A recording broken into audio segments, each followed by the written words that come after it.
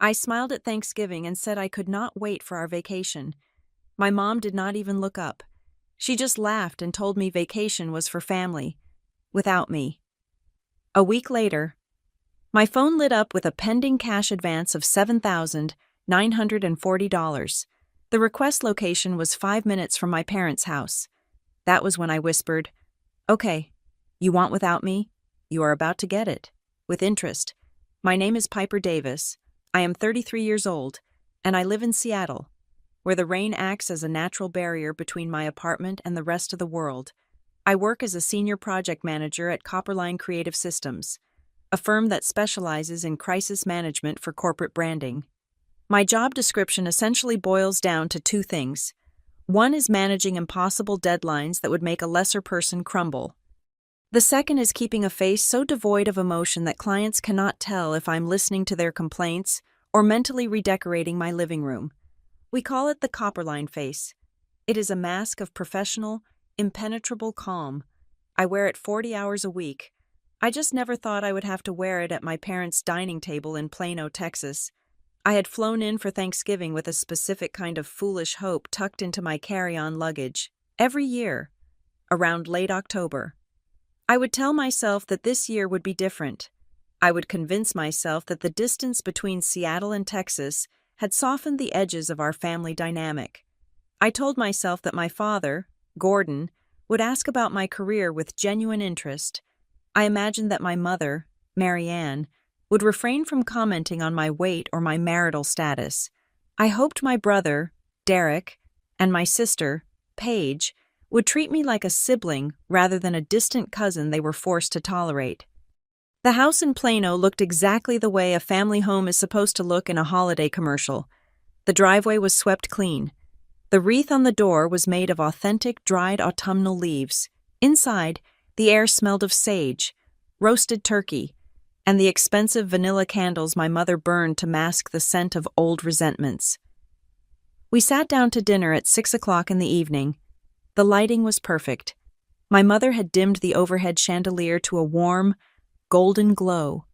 The television in the living room was on, tuned to a football game, providing a low, thrumming background noise of cheers and whistles. On the surface, we were the picture of the American dream.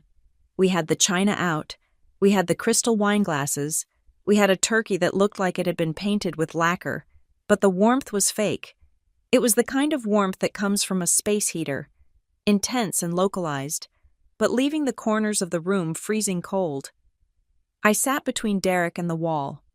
Derek was 35, 2 years older than me, and currently in between what he called ventures.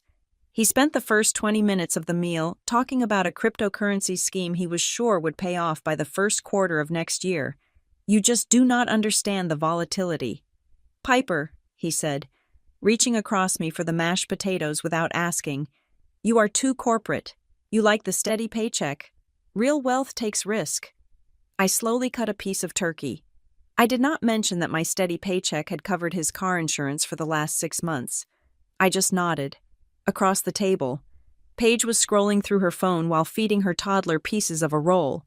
Paige was 31, the baby of the family, and she wore her exhaustion like a badge of honor. She looked up only to complain about her husband, who was notably absent, claiming he had a migraine. "He is useless," Paige said. Taking a sip of wine, I asked him to book the flight for the trip, and he forgot. Now the prices have gone up 20%. My mother, Mary Ann, sighed from the head of the table. She looked immaculate in a cream-colored sweater that I knew cost $300 because I had sent her the gift card for her birthday.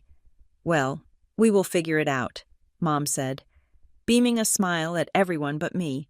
"The important thing is that we are all going to be together. We need this break." I felt a small spark of warmth in my chest.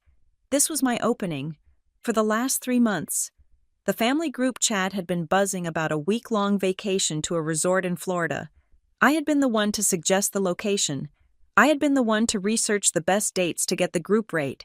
I had even fronted the deposit for the rental van because Derek did not have his card on him at the time. I put down my fork and smiled. It was a genuine smile, not the Copperline face. "I cannot wait for our vacation." I said, I really need the sun. Seattle has been gray for 3 weeks straight. The table went quiet. It was not the comfortable silence of people enjoying a meal. It was the sharp, sudden silence of a record scratching. Derek stopped chewing. Paige looked up from her phone. My father, who had been focused entirely on his green beans, slowly lowered his fork. My mother looked at me. She did not smile. She did not frown. She looked at me with an expression of mild amusement, as if I had just told a joke that she found quaint but slightly stupid. She picked up her wine glass, swirled the red liquid around, and then let out a short, dry laugh. "Oh, honey," she said. She looked around the table, making eye contact with Derek, then Paige, then Dad. "Vacation is for family," she said. She paused for a beat, just long enough for the words to hang in the air like smoke. "Without you." For a second, I thought I had misheard her. My brain tried to auto-correct the sentence. Maybe she meant without you having to work. Maybe she meant without you stressing. But then the laughter started. It began with Derek. He let out a loud, barking guffaw, slamming his hand on the table. "Good one, Mom," he said. Then Paige started giggling, a high-pitched sound that grated on my nerves. Even my father, the man who usually avoided conflict by staring at his plate, chuckled. He wiped his mouth with his napkin and shook his head, smiling. They were all laughing. They were laughing at me. They were laughing at my excitement. They were laughing at the idea that I thought I was included. My mother was still looking at me, that smirk fixed on her face. It was not a look of apology. It was a look of triumph. She enjoyed the punchline. I was the punchline. I felt the blood drain from my face, my hands, resting on the white tablecloth, went numb. In the boardroom at Copperline, when a client screams that we have ruined their brand, I do not flinch. I breathe in, I breathe out, and I execute the protocol. But this was not a boardroom. This was the dining room where I had grown up. These were the people who were supposed to be my safety net. I looked at the food on my plate. The turkey suddenly looked dry and unappetizing. The cranberry sauce looked like congealed red plastic. I did not scream. I did not flip the table. I did not throw my wine in Derek's face, even though he was still snickering and muttering, "Without you," under his breath. I stood up. The chair scraped against the hardwood floor. The sound was loud enough to cut through their laughter. But only for a second. "Where are you going?" my father asked, his voice devoid of concern. "We have not had pie yet. I am not feeling well." I said. My voice was steady. It was the voice I used when I told a CEO that their project was going to be delayed by 2 weeks. Calm, final, non-negotiable. "I think I'm going to head out." "Oh, stop being so dramatic. Piper," my mother said, waving her hand dismissively. "It was just a joke. You are always so sensitive." "Sit down." I did not sit down. I grabbed my purse from the back of the chair. I walked out of the dining room. Through the hallway that was lined with family photos, I noticed, with a sudden, sharp clarity, that I was not in any of the recent ones. There were photos of Paige's wedding, photos of Derek graduating from a course he never used, photos of Mom and Dad on a cruise. I was a ghost in this house. I opened the front door and stepped out into the cool November night. Behind me, I could still hear them. The laughter had picked up again. They were not talking about me leaving. They were just moving on to the next topic. The interruption of my departure already forgotten. I walked to my rental car parked in the driveway. It was a silver sedan, nondescript and functional. I got in and closed the door.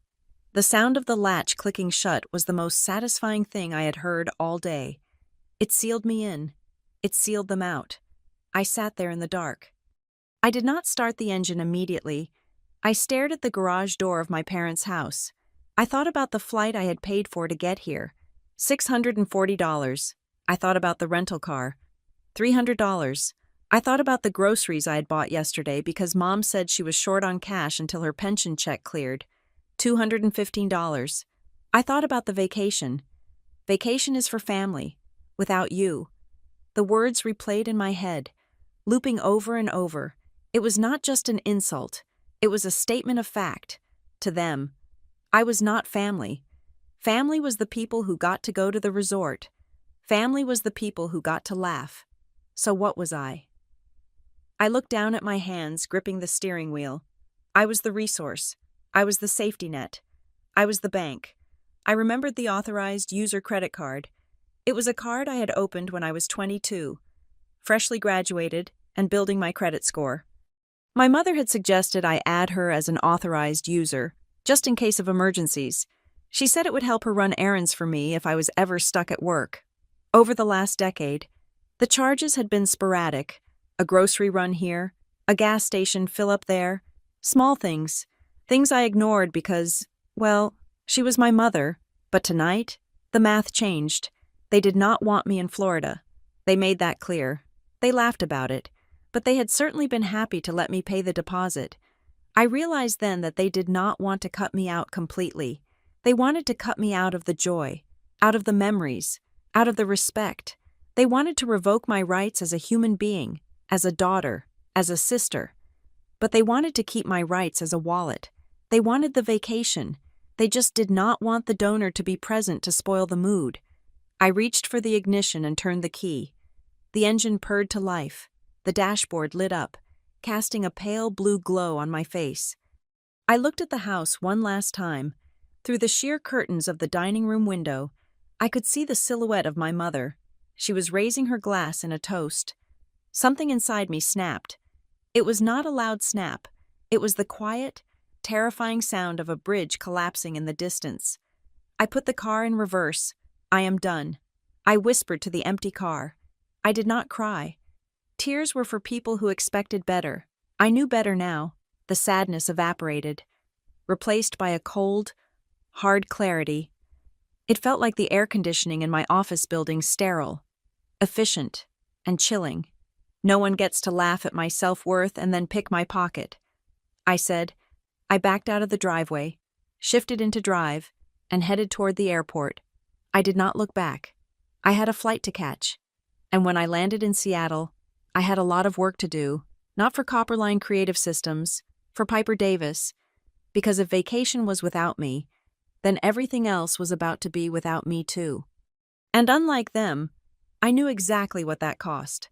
The flight back to Seattle was 4 hours and 50 minutes of white noise and dark windows. I did not buy a drink. I did not watch a movie. I just sat there, staring at the seat back in front of me, feeling a sensation that was entirely new. It was not the sharp sting of rejection I had felt in the driveway. It was something heavier, colder, and significantly more permanent. It felt like the numbness you get after a dentist injects Novocaine, but it was spread over my entire life. When I unlocked the door to my apartment in downtown Seattle, the silence that greeted me was different from the silence in Plano. In Texas, the silence was heavy with things unsaid. Here, the silence was clean. It was mine. My apartment was a monochromatic sanctuary of grays and blues, a direct reflection of the weather outside. It was efficient. It was organized. It was paid for solely by me. I dropped my suitcase in the hallway and did not unpack. I walked to the kitchen, poured a glass of water, and stood by the window looking out at the rain slicking the city streets. I waited for the tears to come. I really thought they would. I thought I would collapse onto my expensive West Elm rug and sob about how my mother did not love me and how my father was a coward. But the tears did not come. Instead, a dry, hollow clarity settled in my chest. It was the feeling of a contract finally expiring. I checked my phone. There were 3 missed calls from my mother. There were 2 voicemails. I pressed play on the first one. Hi, Piper. It is Mom. Just wanted to make sure you got to the airport okay. You left in such a rush. Give me a call when you land. Love you. Her voice was light, airy, completely devoid of tension. It was the voice she used when she was talking to the neighbors about her garden. I pressed play on the second one. Piper, honey, call me back. I found that recipe for the pecan pie you like. I wanted to send it to you. Also, Derek was asking if you sent that Venmo for the group gift for Aunt Linda yet. Let me know. Bye. I lowered the phone. There it was. The absolute erasure of reality. She had told me to my face that I was excluded from the family, laughed about it, And now she was calling about pecan pie and money for Aunt Linda. She was not apologizing because she did not think she had done anything wrong. In her mind, the dynamic was set in stone. I was the dramatic one. She was the matriarch, and the status quo required me to pay for things. I sat down at my dining table and opened my laptop. I did not open my work email for the first time in 5 years. Copperline Creative Systems was not the priority. I was the priority. I started scrolling through my mental ledger. It was a painful exercise. I thought about the last 5 years. I thought about the time Derek needed first and last month's rent for his apartment because his commission check was late. $1,800. He promised to pay me back in 2 weeks. That was 3 years ago. I thought about the time Paige needed a deposit for her wedding venue. She had called me crying, saying her credit card was maxed out and she would lose the date. $3,000. I wired it the same day. When I asked about it a year later, she looked at me with wide, hurt eyes and said, "Surely you do not expect me to pay you back for my wedding gift?" Piper. It had started so small. A plane ticket here, a grocery bill there. I will pay you back next week. I forgot my wallet. Can you get this? It had slowly calcified into an obligation. I was the safety net that they did not even bother to thank anymore. They just assumed I would catch them. I logged into my primary banking portal. The screen populated with numbers, graphs, and lists. I was good with money. I had to be. I had been subsidizing 4 adults on a single salary for a decade. I clicked on the tab for my credit cards. My eyes scanned the list until they landed on one specific account, the Onyx Rewards Visa. I had opened this card when I was 22 years old. I was fresh out of college, working my first junior associate job, and terrified of the financial world. My mother had gone to the bank branch with me. She had been so helpful, so knowledgeable. She had guided me through the application process, and right at the end, she had suggested, casually, that I add her as an authorized user. "It is just for emergencies." "Piper," she had said, patting my hand, "if you are ever in the hospital, or stuck overseas, or if you lose your card, I can access the account to help you.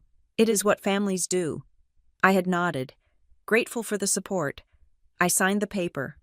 A week later, 2 cards arrived in the mail, one with my name, one with Marianne Davis embossed on the front. I stared at the screen now. Authorized users.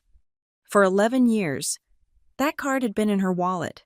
To be fair, she rarely used it. In the beginning, there were a few charges for gas or pharmacy items, always followed by a check in the mail from my father. But over the last 2 years, the checks had stopped coming, and the charges had become more frequent. Target runs, liquor store purchases, a dinner at a steakhouse in Plano that cost $200. I had paid the bills without saying a word. I had told myself it was fine. They were my parents. They had raised me. $200 for a dinner was a small price to pay for keeping the peace. But peace was not what I had received in return. I had received a seat at a table where I was the punchline. My finger hovered over the Remove Authorized User button. My instinct was to click it, to sever the tie immediately, to burn the bridge and watch the flames reflecting in the Seattle rain. But then I stopped. If I removed her now, she would get a notification. Or worse, she would try to use the card for a pack of gum and get declined. She would call me immediately, screaming about embarrassment and errors. She would demand to know why I was being so petty. It would trigger a confrontation before I was ready. I did not want a confrontation. I wanted control. I withdrew my hand from the mouse and took a deep breath. I needed to be smart. I needed to be Copperline Creative Systems smart. When we managed a crisis at work, we did not panic. We secured the perimeter. We gathered data. We laid traps. I clicked on the Settings tab instead. First, I went to the Notifications section. I customized the alerts. Usually, banks only alert you for suspicious activity or transactions over a certain amount. I changed the settings. Alert me for any transaction over $1. Alert me for any card not present transaction. Alert me for any international transaction. Alert me for any cash advance request. I saved the changes. Now, if she bought a candy bar, I would know. Next, I went to the security section.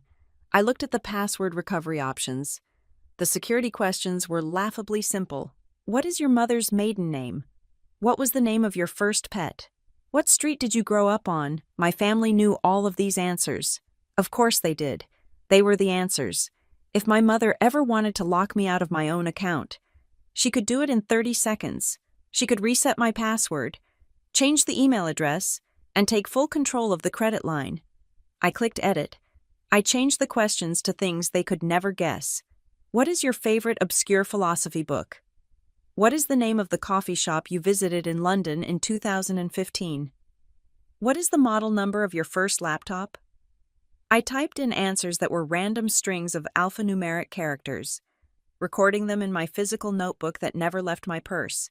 Then, I enabled two-factor authentication. I set it to an authenticator app, not SMS. If they tried to log in, they would need my physical phone and my Face ID to get the code. I was locking the castle gates, but I was leaving the drawbridge down just enough to see who would try to cross it. Finally, I looked at the autopay settings. I had my car insurance, my phone bill, and my subscription services tied to this card to earn the points. If things went south, and I had to freeze the card instantly, my life would be disrupted. I opened a new tab and logged into my checking account. One by one, I moved every single essential bill to my debit card. It took 45 minutes. By the time I was done, the Onyx Rewards Visa was an island. It was connected to nothing vital to my survival. It was just a line of credit sitting in a database, waiting. I closed the laptop and rubbed my eyes. The apartment was dark now, save for the city lights bleeding through the windows. My phone buzzed on the table. I picked it up. It was a notification from the family group chat, simply titled, The Davises. I opened the thread. Paige had sent a photo. It was a screenshot of a resort website. Palm trees, white sand, and a sparkling blue pool. Caption, look at this swim-up bar. I'm going to live here next week, Derek replied with 3 beer mug emojis and a sunglasses face. Mom replied, you deserve it, sweetie. It is going to be such a wonderful time for us to reconnect, Dad replied. Just make sure we confirm the airport transfer. I do not want to drive the rental van if I do not have to. I scrolled up. There was my message from 3 weeks ago, confirming that I had paid the deposit for that rental van. There was my link to the flight deals I had found for everyone. And then, there was the gap. The gap between my departure from the dinner table and this current conversation about swim-up bars. No one had asked, Piper, are you okay? No one had said, Piper, we are sorry about what Mom said. No one had even asked, Piper, are you still coming? They knew I was not coming. That was the point. The joke at dinner was not a joke. It was a policy update. I was out. But the logistics I had arranged, and the deposit I had paid, were very much in. I looked at the emojis, the excitement, the absolute lack of guilt. They were planning a vacation on the foundation of my money and my exclusion, and they were sleeping soundly at night. A strange thing happened then. The heavy, cold feeling in my chest shifted. It did not get warmer. It got harder. It crystallized. I was not angry. Anger is hot. Anger makes you scream and throw things and send long emotional text messages that you regret in the morning. I was past anger. I was awake. For 33 years, I had been sleepwalking through my relationship with my family, dreaming that if I just paid enough, did enough, and achieved enough, they would finally see me. I thought the transaction was love for loyalty. I was wrong. The transaction was access for money. I set the phone down on the table. Face up. I watched the screen go black. I walked into the bathroom and turned on the shower. I needed to wash the airplane air and the Texas dust off my skin. As the hot water hit my back, I made a silent vow. I would not block them. I would not leave the group chat. I would not close the credit card. I would watch. I would wait. I knew my family. I knew their habits. I knew that my mother considered limits to be suggestions and budgets to be flexible concepts for other people. I knew that Derek felt entitled to anything he could touch. They thought the vacation was without me.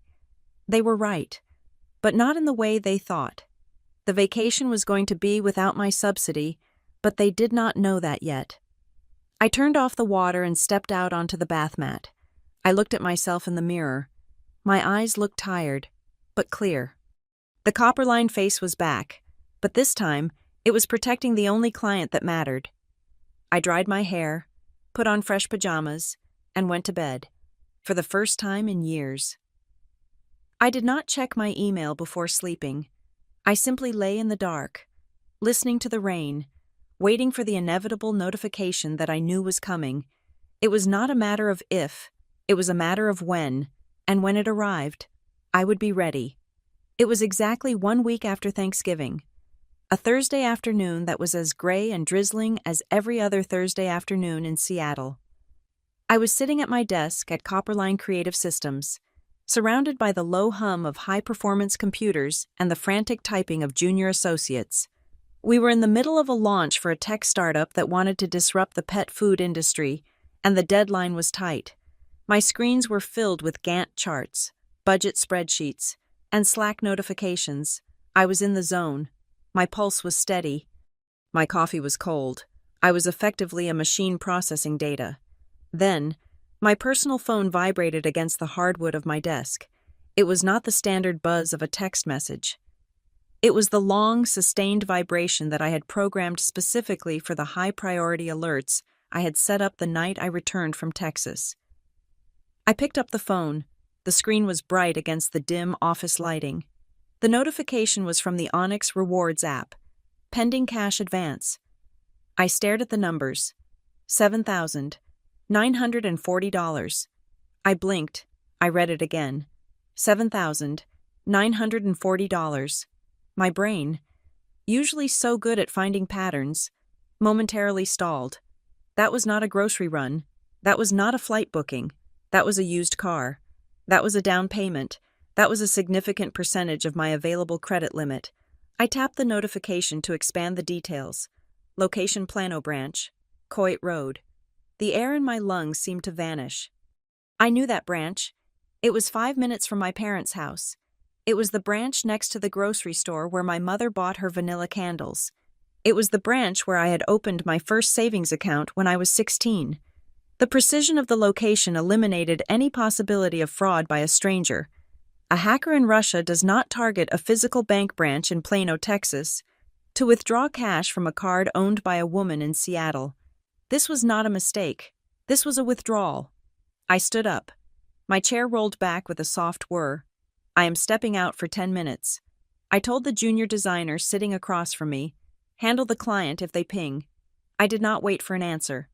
I walked out of the open plan office, past the break room, and into one of the soundproof phone booths we used for sensitive client calls. I closed the glass door and locked it. The silence inside was immediate and heavy. I dialed the number on the back of my digital card in the app. The automated voice greeted me. It asked for the last 4 digits of my social security number.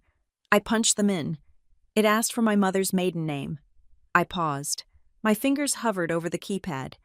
I had changed this security question last week. I typed in the first 4 letters of the obscure philosophy book I had selected as the new answer. Access granted. I bypassed the menu options and pressed 0, then 0 again. I needed a human. A smooth professional voice came on the line. Thank you for calling Onyx Rewards. My name is Marcus. How can I assist you today? Ms. Davis. I took a breath. I summoned the Copperline face, channeling it entirely into my voice. I needed to sound rational. I needed to sound like the owner of the account, not a panicked daughter. Hi, Marcus, I said. I am looking at a notification for a pending cash advance of $7,940. I need to verify the details of this transaction immediately. There was a tapping sound of a keyboard on the other end. One moment. Let me pull that up, Marcus said. Yes, I see it here. A counter cash advance request initiated at the Plano, Texas branch at 2:14 p. Central Time. Initiated. I repeated. Has it cleared? It is currently in pending status, Marcus said. For an amount this large, especially a cash advance, our system requires a secondary authorization or a manager override at the branch level. It triggered a fraud alert because you are currently listed as residing in Washington state. Okay, I said. My voice was clipped. Can you tell me who initiated the request? Was it a card-present transaction? Yes, it was a card-present transaction, Marcus confirmed. The notes from the teller indicate that the customer presented the card and valid identification. I felt a coldness spread through my chest, starting at my sternum and radiating out to my fingertips. Valid identification, I asked. The card is in my name. I am in Seattle. The card presented was the authorized user card. Marcus said. The identification provided matched the name on that card. Marianne Davis. I stopped breathing for exactly 2 seconds. It was not a guess. It was not a hypothesis. My mother had walked into the bank on a Thursday afternoon, stood in line, walked up to a teller, and handed them the credit card I paid for. She had presented her driver's license. She had looked a human being in the eye and asked for nearly $8,000 of my money. She was not sneaking around. She was not trying to hide it. She was doing it in broad daylight because she believed she had the right. She believed that the plastic in her wallet was an extension of her own bank account. She believed that my financial stability was community property. Vacation is for family. Without you. The words echoed in the small glass booth. They did not want me there, but they were perfectly happy to take the money I would have spent, and then some. They were draining me. They were liquidating my credit line to fund the trip they had excluded me from, or maybe they were just taking it because they could, because they felt I owed them. Ms. Davis, Marcus asked, "Are you still there?" "I am here," I said. The coldness in my chest turned into ice, hard, sharp, and functional. I did not authorize this transaction. I said, "Okay," Marcus said, his tone shifting to something more serious. "If this was not authorized by you, we can mark it as potential fraud. However, since the user is an authorized user on the account, it gets a little complicated. Technically, she has permission to use the credit line. I am revoking that permission." I said, "Right now." I closed my eyes and visualized the dashboard of my life. I was cutting the power lines. "Marcus, I want to take the following steps, and I want them done in this specific order." I waited for him to acknowledge me. "Go ahead," he said. "First," I said, "I want to remove Marianne Davis as an authorized user immediately. I want her card deactivated. I want it to be a piece of useless plastic before she walks out of that bank." "Done," Marcus said. "I have removed her from the account. The card number associated with her name is now void." "Second," I continued, "I want you to decline the pending cash advance. Do not let that money leave the bank. I can place a stop on it." Marcus said, "Since the system flagged it for review, I can reject the override. It will show as declined on the teller's screen." "Do it," I said. "It is done," he replied. "The transaction has been declined." Third, I said, "I want to report that my trust in the security of this account has been compromised. I want you to close my current card number as well. I want a new account number issued. I want this current account completely inaccessible to anyone who might have the old numbers written down or saved in a browser. That will require us to send you a new card." "Ms. Davis," Marcus warned, "you will be without a physical card for about 2 days. That is fine." I said, "I will pay for expedited shipping. Send it to my Seattle address." And Marcus, "Yes, add a note to the file." I said, "I want it on the permanent record of this dispute." The note should read, "The primary account holder did not authorize this cash advance. The authorized user attempted to liquidate credit limit without consent. If there are any future attempts, they are to be treated as fraudulent." Can you read that back to me? Marcus paused. I could hear him typing. "The primary account holder did not authorize this cash advance.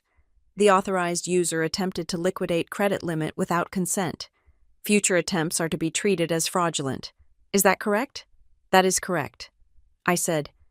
"Is there anything else?" Marcus asked. "Reset my online access passwords one more time," I said, "just to be safe." We went through the security protocol. I verified my identity again.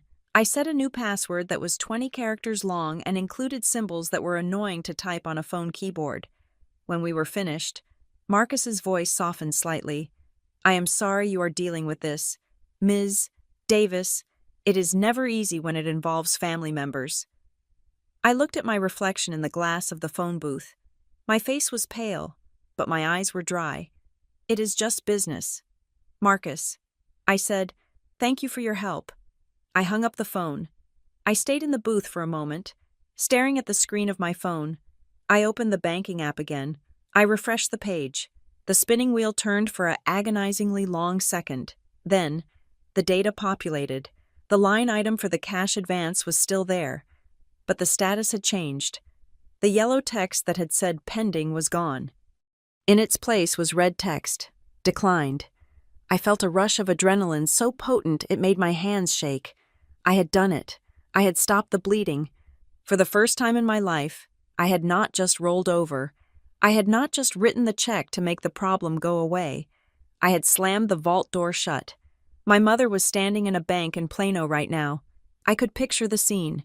The teller would be looking at her screen, confused. She would tell my mother there was a problem.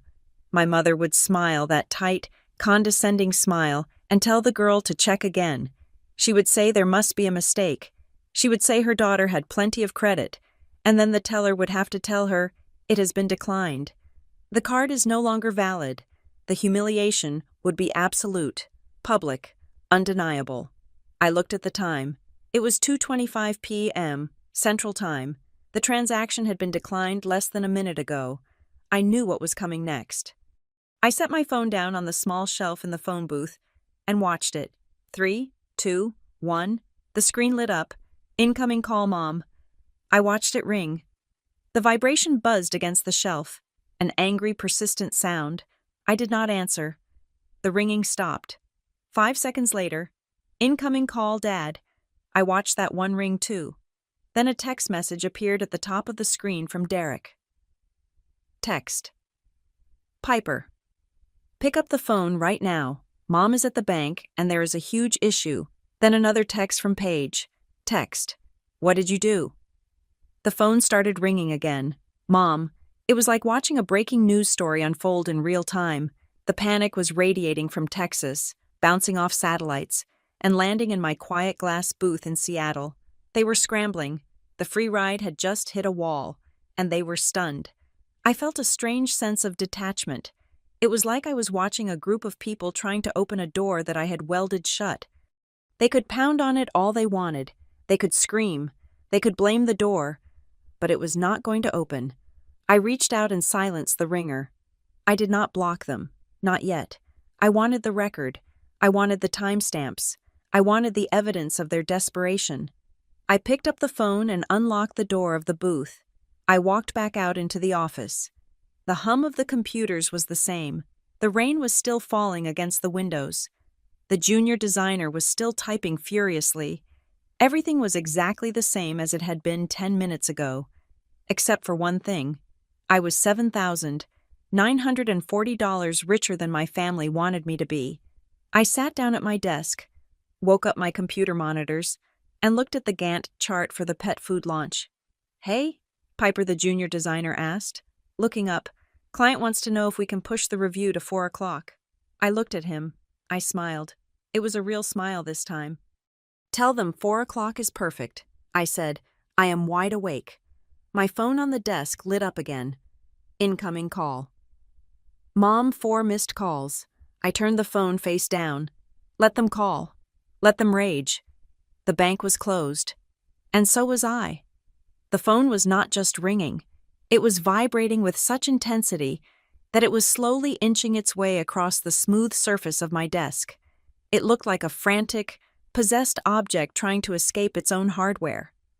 I watched it move for a moment, listening to the buzzing sound amplifying against the wood. It was the sound of panic. It was the sound of a plan disintegrating in real time. I picked it up, not to answer, but to silence the noise so my coworkers would not stare. The screen was a chaotic waterfall of notifications. They were stacking on top of each other so fast that I could barely read the names before they were pushed down by the next one. Missed call, Mom. Missed call, Dad. Missed call, Derek. Missed call, Paige. Text message, Dad. Text message. Derek, missed call, Mom. It was a coordinated assault. It was the kind of communication barrage you usually only see when someone has died or a house is on fire. But no one had died. The only thing that had expired was my credit limit. I unlocked the phone and went straight to the family group chat. The Davises. I needed to understand the timeline. I needed to see the crime scene before the bodies started falling. I scrolled up, past the angry red badges of unread messages, back to about 20 minutes ago, back to when I was on the phone with Marcus at the bank. The chat log told a fascinating story of hubris. At 2:10 in the afternoon, Paige had written, "We are at the front desk. The guy says if we pay in cash right now, he can upgrade the suite to the ocean view for the same price as the garden view. We need to move fast." At 2:12 in the afternoon, Derek had replied, "Do it. Ocean view is non-negotiable." At 2:13 in the afternoon, my mother, Marianne, had sent a message that made my blood run cold. It was a single line, "I'm handling it right now." She had added a smiley face emoji, a blushing, happy smiley face. She was standing in the bank line at that exact moment, holding my card, preparing to drain nearly $8,000 from my account, and she was typing emojis. She was not nervous. She was not conflicted. She was efficiently managing the logistics of stealing from her daughter to upgrade her view of the Atlantic Ocean. Then, there was a gap of about 10 minutes. This was the time I spent on the phone with Marcus. This was the time the teller was likely looking at the screen, frowning, and calling a supervisor. This was the time my mother's smile was slowly sliding off her face. Then came the explosion. At 2:25 in the afternoon, right after I hung up with the bank, the tone of the chat shifted from logistical to hysterical. Mom wrote, "The card is not working. It says declined. Piper, did you change something?" 2 minutes later, she wrote again, "Call the bank. Now. The teller says the card is void." This is embarrassing. People are staring. Then Dad entered the chat. His messages were short, capitalized, and commanded like I was a wayward employee. "Pick up. Now. We are waiting." Then Derek, "Piper, what is going on? We are losing the reservation.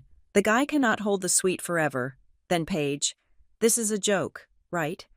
Please tell me this is a joke." I read these messages with a level of detachment that surprised me. I felt like a forensic accountant reviewing the ledger of a failed company. They were not asking if I was okay. They were not worried that my identity had been stolen. They were worried about the suite. They were worried about the embarrassment of being told no. My phone started ringing again in my hand. It was my father. I let it ring until it went to voicemail. Then a text from Derek appeared at the bottom of the screen. "Do you know what you just ruined? You are being so petty. Fix this." There was no apology. There was no explanation. There was just the assumption that I had broken something that belonged to them. They truly believed they were entitled to that money. They believed that my role in the ecosystem was to remain silent and solvent. I sat there, the blue light of the monitor reflecting in my eyes. I could type a paragraph. I could explain that I knew about the cash advance. I could scream at them for the audacity of going to my branch. I could ask them why they thought they could take a vacation without me but take my money with them. But words were useless with people who did not speak the language of accountability. They would twist my words. They would gaslight me. They would say I was overreacting. So I decided to speak their language, the language of transaction. I took a screenshot of the banking app. I made sure to capture the specific line item clearly, the date today, the location Plano, Texas, the amount $7,940, the status declined. I cropped the image so there was no extraneous information, just the cold, hard facts of the rejection. I opened the group chat. The typing bubbles were dancing at the bottom of the screen. Someone, probably Paige, was writing another long, guilt-tripping message. I uploaded the image. I watched the blue progress bar slide across the top of the screen. Sent. Then, I typed 2 sentences. I did not use capital letters. I did not use exclamation points. I wanted the words to look as flat and final as a tombstone. Vacation without me. Payment without me. I hit send. I stared at the screen. The typing bubbles vanished instantly. For a solid 10 seconds, Nothing happened. The chat was dead silent. I could imagine the scene in Texas. I could see them standing in the lobby of the bank, or maybe they had retreated to the parking lot by now. I could see them huddled around my mother's phone, staring at the image, reading the words. They were processing the shift in power. They were realizing that the ATM had not just malfunctioned. The ATM had gained sentience and shut itself down. Then, the reaction came. It was not shame. It was rage. The messages flooded in so fast the screen blurred. Mom. How dare you? After everything we have done for you. Paige. You are so selfish. You knew how much we wanted this. You did this on purpose to humiliate Mom. Derek. You are unbelievable. You have plenty of money. You are just doing this to be a bitch. Dad. You are cutting off your nose to spite your face. Piper. This is family. Family helps family. You fix this immediately or do not bother coming home for Christmas. I read the words, selfish, bitch, humiliate, a week ago. These words would have crushed me. I would have been crying in the bathroom, wondering what was wrong with me. I would have called the bank back and authorized the charge just to make them stop screaming. I would have bought their love, even though the price was too high. But today, the words just bounced off. They were not describing me. They were describing their own panic. They were projecting their own greed onto my boundaries. They called me selfish for keeping my own earnings. They called me dramatic for refusing to be robbed. I did not reply. I had said my piece. Vacation without me. Payment without me. It was a complete sentence. It was a complete philosophy. My phone rang again. It was Derek this time. I looked at his name on the screen. Derek, who owed me almost $2,000 for rent. Derek, who had laughed the loudest at the dinner table. I did not just decline the call. I tapped the small eye icon next to his name. I scrolled down to the bottom of the contact card. Block caller. The phone asked me to confirm. I tapped yes. The ringing stopped. Then Paige called. Paige, who wanted the ocean view. Block caller. Confirm. Then Mom. Marianne Davis. The woman who had taught me to tie my shoes and then used those lessons to walk all over me. Block caller. Confirm. Then Dad. The man who ordered me to pick up the phone like I was a subordinate. Block caller. Confirm. The silence that followed was instant and absolute. It was not the silence of an empty room. It was the silence of a hurricane eye. I knew the storm was raging around me. I knew they were probably screaming into their phones right now, leaving voicemails that I would never hear, sending texts that would bounce back as undeliverable. But on my end, peace. I took a deep breath. My heart rate was slowing down. I was not doing this to win. You cannot win against people who change the rules every time they are losing. I was doing this to survive. I was doing this to stop the noise so I could think. I knew this was not the end. I knew my family. They were not the type to accept a defeat and move on. They operated on a strategy of attrition. They would try to find another way in. They would try to find a vulnerability. I needed to be prepared. I opened a new folder on my phone. I named it Documentation. I went back into the chat history. I took screenshots of everything. I screenshotted Paige's text about the payment. I screenshotted Mom's "I am handling it" message with the smiley face. I screenshotted the timestamps. I screenshotted the insults. I screenshotted Dad's ultimatum about Christmas. Then I went to my call log. I screenshotted the list of missed calls. The sheer volume of them. 17 calls in 12 minutes. It looked like harassment. Because it was harassment, I saved everything to the folder. Then I uploaded the folder to my cloud drive, and then I backed it up to a hard drive connected to my laptop.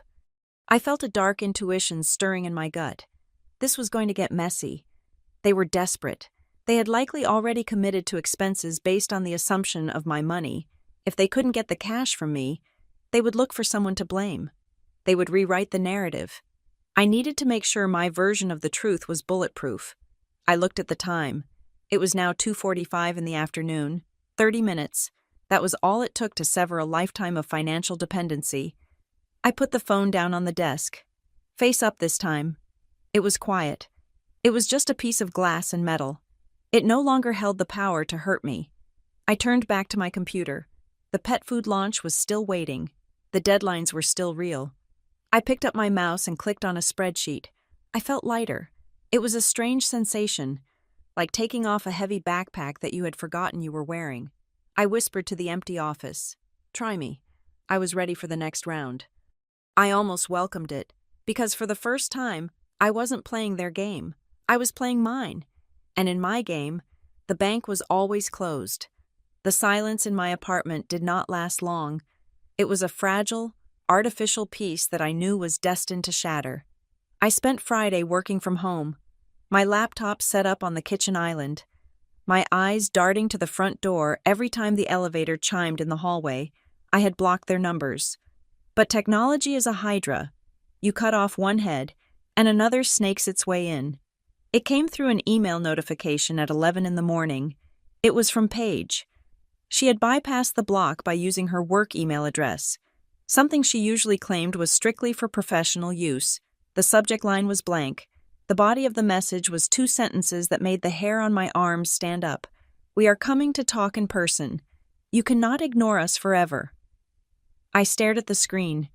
The audacity was breathtaking. They had just been denied a fraudulent cash advance of nearly $8,000. They were likely scrambling to cover the deposit they had lost. Logic dictated that they should be saving every penny. Logic dictated that they should be panicking about their own finances. But my family did not operate on logic. They operated on the principle of overwhelming force. They were spending money on last-minute flights to Seattle, flights that likely cost $2,000 or more for 4 people just to come here and force me to pay for the vacation they had already ruined. It was financial suicide, but it was also a terrifying display of commitment to their narrative. I typed a reply. I did not address them. I did not ask for flight numbers. I wrote 7 words.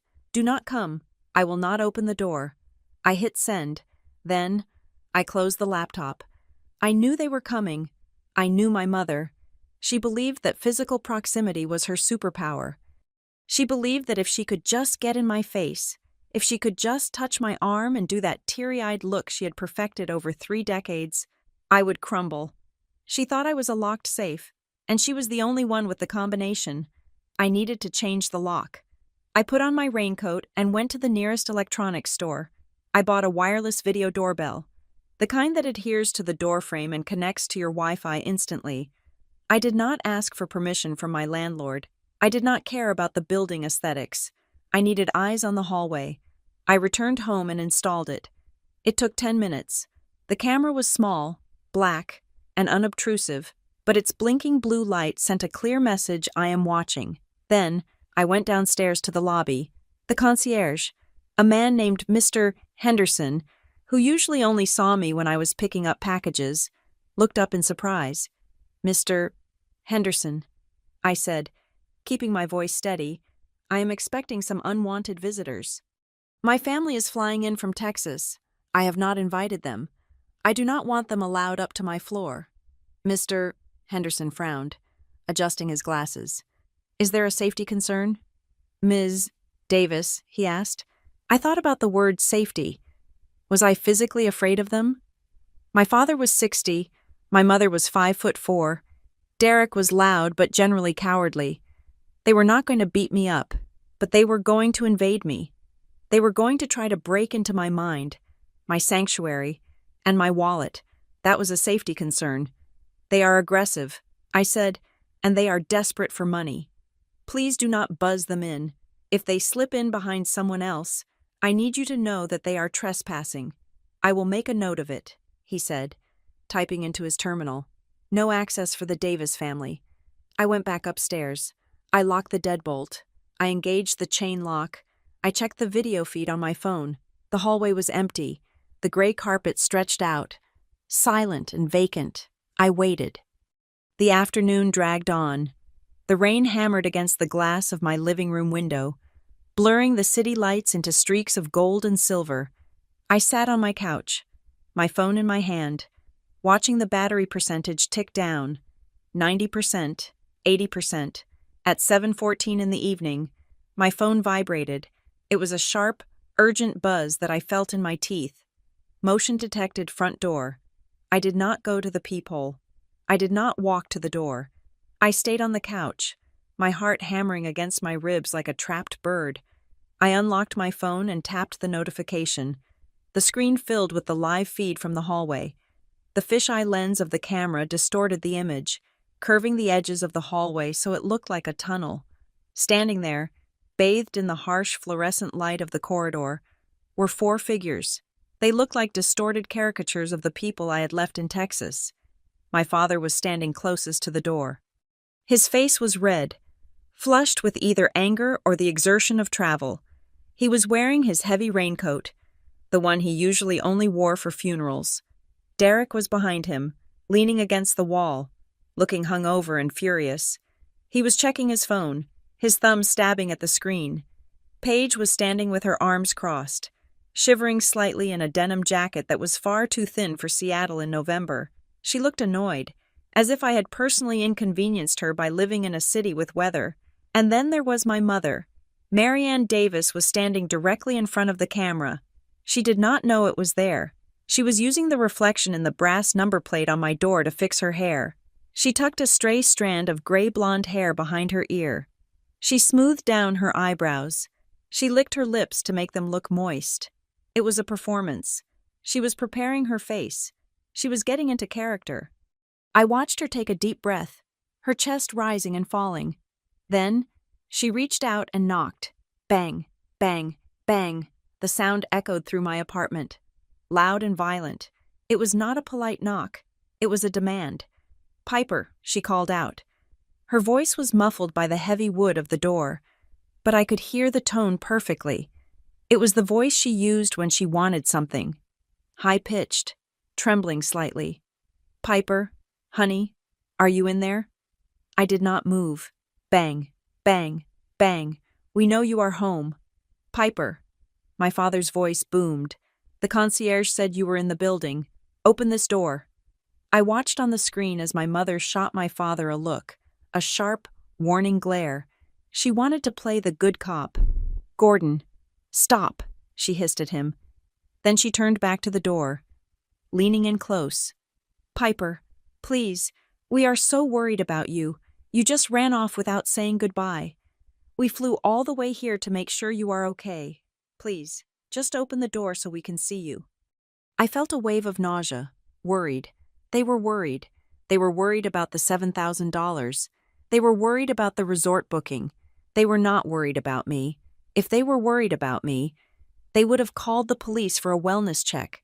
They would not have brought the entire clan to stand in my hallway like a debt collection agency. I stood up and walked silently to the door. I did not touch the handle. I stood 6 inches away from the wood. I could hear their breathing on the other side. I could smell the faint scent of my mother's vanilla perfume seeping through the cracks. It was suffocating. "Open the door." "Piper," Derek said. His voice was slurred. "Do not be a child. We just want to talk. You ruined everything." Paige muttered. I could hear her clearly. "You are such a drama queen. Just come out here and fix it." I placed my hand on the deadbolt, checking to make sure it was fully engaged. The metal was cold under my palm. Mom knocked again, softer this time, a rhythmic, pleading tap. "Piper, I know you are angry about the joke at dinner," she said. "I am sorry if it hurt your feelings, but you cannot just cut off your family. We need to settle this. We need to figure out the finances for next week." There it was, the pivot. Feelings first, finances second. I pressed my forehead against the door. I closed my eyes. "Go away," I whispered. I did not say it loud enough for them to hear. It was for me. "Piper," my father shouted. He pounded the door with his fist this time, a heavy thudding blow that made the frame rattle. "Stop acting like a child. Open this goddamn door right now, on the screen." I saw Derek step forward, looking like he might kick the door. Paige rolled her eyes so hard I saw the whites flash on the camera feed. Suddenly, a door across the hallway opened. I saw it on the edge of the camera frame. A sliver of light spilled out into the corridor. My neighbor, Elias, stepped out. Elias was 24, a software engineer who usually wore headphones and avoided eye contact, but the noise had drawn him out. Is everything okay out here? Elias asked. His voice was hesitant. I watched the transformation happen in real time. It was terrifying. My mother spun around. In the span of a single second, the scowl vanished from her face. Her posture softened. She clasped her hands together in front of her chest. She looked like a sweet, confused grandmother who had lost her way. "Oh, I am so sorry," she said to Elias. Her voice was syrup and sunshine. "We did not mean to disturb you. We are just trying to reach my daughter. It is a bit of a family issue. She is not answering her phone, and we are just so worried about her mental state." She tapped her temple with her finger. A universal gesture for crazy. Elias looked at them, then at my door. "Do you want me to call someone?" he asked. No, my father said, stepping back and forcing a stiff smile. "We will handle it." "Sorry for the noise." Elias lingered for a moment, sensing that something was wrong, but he was too polite to intervene further. He nodded and retreated into his apartment, closing the door. As soon as the latch clicked on Elias's door, my mother turned back to my door. The smile was gone. The mask had dropped. She did not knock this time. She stepped right up to the camera. I could see the pores on her nose. I could see the spider veins in her eyes. She looked directly into the lens, as if she knew I was watching. Maybe she did. Maybe she could feel my gaze through the digital connection. She leaned in until her mouth was inches from the wood. "Fine," she whispered. Her voice was low, venomous, and clearer than it had been when she was shouting. It was a sound that cut through the door like a razor blade. "You want to play games? We will play games. But you listen to me." She paused. I held my breath. "You are not part of this family anymore." She spat the words out. They were not said in anger. They were said with a cold, transactional finality. It was an eviction notice. She was evicting me from the lineage. She was evicting me from the history. She pulled back. "Let us go," she said to the others. "She is a waste of time." I watched them on the screen. My father looked at the door one last time, shook his head in disgust, and turned around. Derek gave the door the finger. Paige was already walking toward the elevator, typing on her phone. My mother smoothed her hair one last time, checked her reflection in the number plate, and followed them. They walked down the hallway. The elevator dinged. The doors opened. They stepped inside. The doors closed. The hallway was empty again. I stood there in the dark entry of my apartment. My hand was still resting on the deadbolt. My heart was pounding, a frantic drumbeat in my ears. I waited for the tears. I waited for the crushing weight of abandonment to buckle my knees. I waited to feel like the little girl who just wanted her mommy to love her, but the tears did not come. Instead, I felt a strange, expanding sensation in my chest. It was like taking a deep breath of cold, mountain air after being stuck in a smoke-filled room for 30 years. She had said it, finally, for decades. The message had been coded. It had been wrapped in passive-aggressive comments, in forgotten birthdays, in the constant demand for money. It had been hidden behind the phrase, "family helps family," but now, it was out in the open. "You are not part of this family anymore." She meant it as a threat. She meant it as the ultimate punishment, to be cast out, to be an orphan. But standing there, safe behind my locked door, with my bank account intact and my dignity unbruised, I did not feel punished. I looked at the empty hallway on my phone screen. I realized that she had not fired me. I had quit, and she had just signed the resignation letter. Finally, I thought, finally, you told the truth. I turned the lock one more time, just to be sure. Then I walked into the kitchen and poured myself a glass of wine. My hands were steady.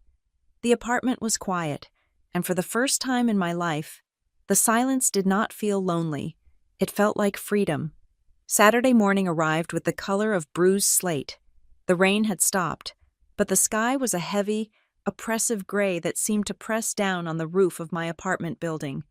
I was awake, fueled by black coffee and the kind of adrenaline that usually comes after a near-miss car accident.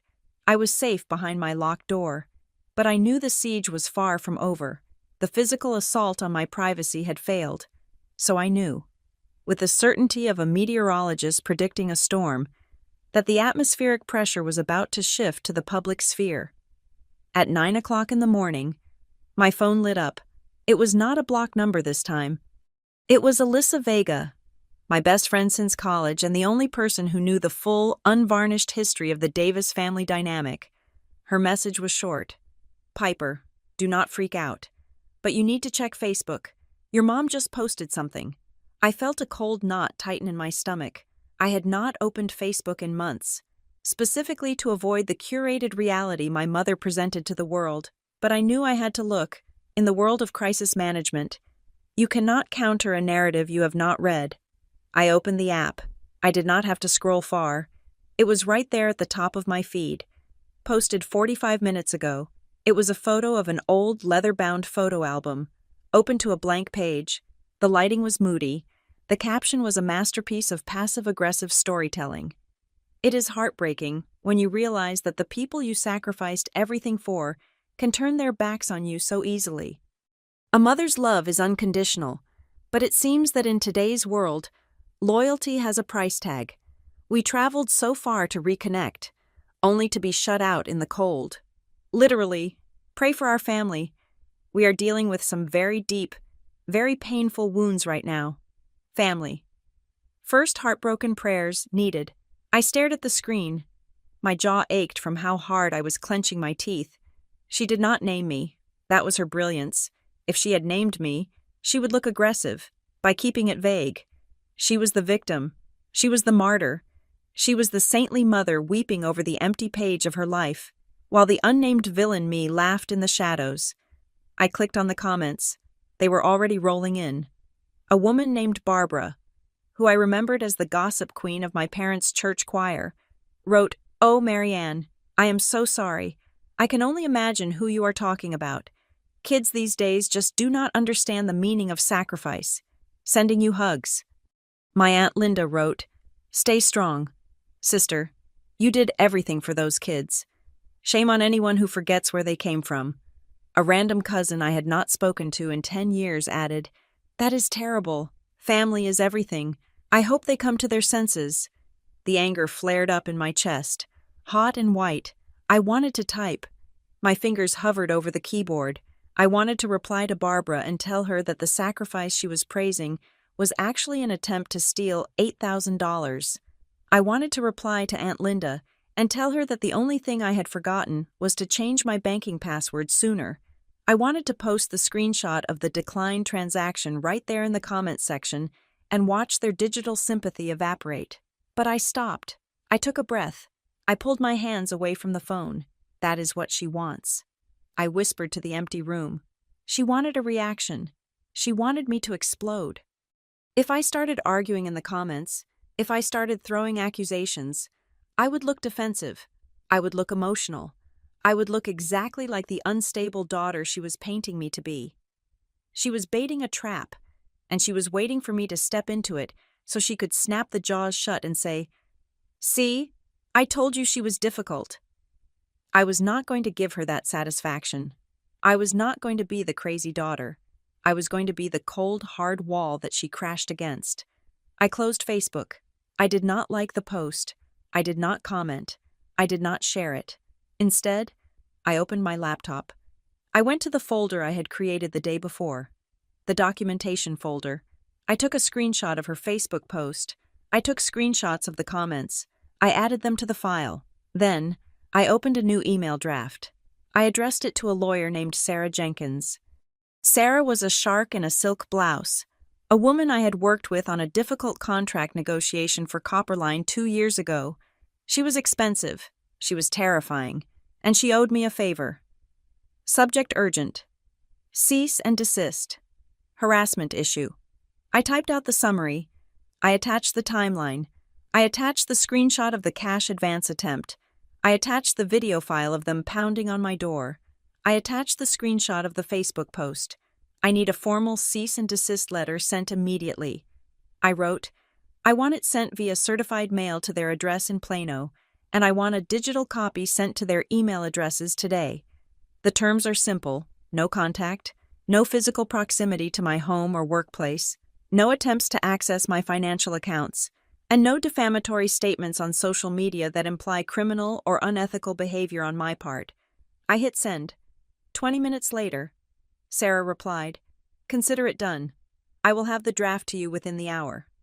We will serve them electronically by noon." I felt a measure of relief, but I knew the social pressure was just beginning. My mother's Facebook post was a signal flare, and the flying monkeys were mobilizing. At 10:30 in the morning, the text messages started coming in from numbers I did not have saved. One was from an area code in Texas. "Piper, this is Mrs. Gable. I just saw your mother's post. I am praying that you soften your heart. You only have one mother. Do not throw away your family over a misunderstanding." Another one came from a number I vaguely recognized as my Uncle Robert's wife. "We are all very disappointed. Piper, your parents are good people. Call them." They were coming at me from all sides, armed with half-truths and religious guilt. They did not know the facts. They only knew the story Marianne Davis had spun for them, a story where she was the long-suffering saint and I was the cruel, heartless prodigal daughter. I did not reply to Mrs. Gable. I did not reply to my aunt. I tapped the info button. Block caller. I tapped the next one. Block caller. It was a game of whack-a-mole, but I was efficient. I did not read the messages fully. I scanned the first line, identified the tone of moral superiority, and hit the block button. I was not going to let their guilt trip infiltrate my peace. Then, I went back to Alyssa's text thread. I typed, "They are rallying the troops. Random people are texting me to tell me I'm going to hell." Basically, Alyssa replied instantly, "Send me their names. I will fight them. I have time today." I smiled. I loved her. But this was not a bar fight. This was a PR campaign. No. I wrote, "Do not engage. That just feeds the fire. But I need to clear the air with the people who actually matter." I thought about who those people were. Most of my extended family were lost causes, firmly entrenched in my mother's cult of personality. But there were a few who had always looked at my parents with a skeptical eye. There was my cousin Ben, who had stopped talking to Derek after a business deal went south. There was my Aunt Sarah, my father's sister, who had always hated the way my mother spoke to waiters. And there was Alyssa. I created a new group chat. It included just 3 people, Alyssa, Ben, and Aunt Sarah. I did not write a long, emotional essay. I did not use adjectives. I used data. I am sending this because there is a public narrative being spun right now that is false. I typed, "I am not asking you to take sides, but I am asking you to look at the facts before you judge me." I attached 3 images. Image 1. The screenshot of the banking app showing the declined cash advance of $7,940 at the Plano branch. Image 2. The screenshot of the group chat where my mother wrote, "I am handling it right now," followed by the timestamp of the attempted theft. Image 3. A 10-second clip of the video from my door, specifically the moment where my mother's face shifted from the sweet, worried grandmother to the cold, hard mask as she whispered, "You are not part of this family anymore." I added one final text. They tried to take my money without asking. I stopped them. When they came to my door to demand it, I refused to let them in. That is the entire story. I am safe, but I am done. I hit send. I watched the read receipts appear. For 5 minutes, there was silence. Then, Aunt Sarah typed, "Oh, my God." Cousin Ben typed, "That is literally grand larceny." "Piper, did you call the police?" I replied, "Not yet. My lawyer is sending a cease and desist today. I just wanted you guys to know the truth, so you do not have to wonder." Aunt Sarah replied, "I just saw her Facebook post. I was about to call her. But now, this makes sense. This makes so much sense. I always knew she was manipulative, but this is criminal." Ben replied, "I am screenshotting this. If anyone asks me why Piper is not at Christmas, I am showing them the receipt." Literally, I felt the tension in my shoulders drop another inch. I had secured the perimeter. I had immunized the people I respected against the infection of my mother's lies. As for the rest of them, the Mrs. Gables and the distant cousins, they could believe whatever they wanted. Their opinions did not pay my rent. Around noon, my phone pinged with an email from Sarah Jenkins. Attached is the cease and desist letter. It has been sent. I opened the PDF. It was beautiful. It was written in the sharp, terrifying language of the law. It cited the unauthorized access of credit accounts. It cited the harassment. It explicitly stated that any further attempts to contact me or slander my reputation would result in immediate litigation. It was a shield. I sat back in my chair. The apartment was quiet. The rain outside had started again, a gentle tapping against the glass. I checked Facebook one last time, using an incognito browser so I would not appear as active. The comments on my mother's post had shifted. Aunt Sarah had commented. She did not attack. She just wrote, "Interesting perspective." Marianne, does this have anything to do with the bank visit on Thursday? It was a subtle surgical strike. My mother had not replied. In fact, 30 seconds after I refreshed the page, the comment was gone. My mother had deleted it. But then Ben commented, "Truth has receipts." Aunt Marianne, careful what you post. That comment disappeared too. Then, the entire post disappeared. She had taken it down. I laughed. It was a short, dry sound.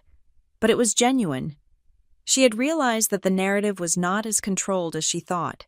She had realized that I was not hiding in a corner, crying. I was watching, and I had ammunition. She had retreated. I closed the laptop. I walked to the kitchen and made myself a sandwich. I ate it standing up, looking out at the city. My phone buzzed again. It was a text from a number I did not know, but the preview showed the first few words. "You think you are so smart." I did not open it. I did not read the rest. I knew it was Derek or Paige, using a burner app. I blocked the number. I was safe. I was the villain in their story. Yes, but I was a solvent, independent, and protected villain, and frankly, the role suited me much better than the victim. Sunday morning began with a deceptive kind of peace. The rain had paused, leaving Seattle in a suspended state of gray mist that felt almost protective. I sat at my kitchen island with a mug of black coffee, watching the steam rise, feeling a sense of accomplishment. I had weathered the storm. I had blocked the calls. I had secured the perimeter. I thought the war was entering a cold phase, a period of silence where they would retreat to Texas and sulk while I moved on with my life. I was wrong. The silence was not a retreat. It was a reload. At 10:15 in the morning, a notification slid onto the screen of my laptop. It was not a text message or a missed call. It was an email from a travel booking platform I had used years ago, the same platform I had used to book the rental van weeks before. "Subject, your reservation at the Azure Coast Resort is confirmed." I froze. I did not blink. I just stared at the bold black text. The Azure Coast Resort was the destination in Florida. It was the place with the swim-up bar and the ocean view suites. It was the place I was explicitly told I was not welcome at. I clicked the email open. "Dear Piper, thank you for booking with us. Your oceanfront 2-bedroom suite is reserved for 5 nights. Checking in tomorrow." I scanned the details. The reservation was in my name, Piper Davis. The email address was mine. The phone number was mine. But the guest list included 4 adults: Marianne Davis, Gordon Davis, Derek Davis, Paige Davis. I looked at the payment section. Payment method Visa, ending in 4492. Status deposit paid. Remaining balance due at check-in. My stomach dropped. The Visa ending in 4492 was the old card, the one I had canceled on Thursday, the one that was supposed to be a piece of dead plastic. I grabbed my phone and dialed the customer service number for the booking platform immediately. My hands were cold.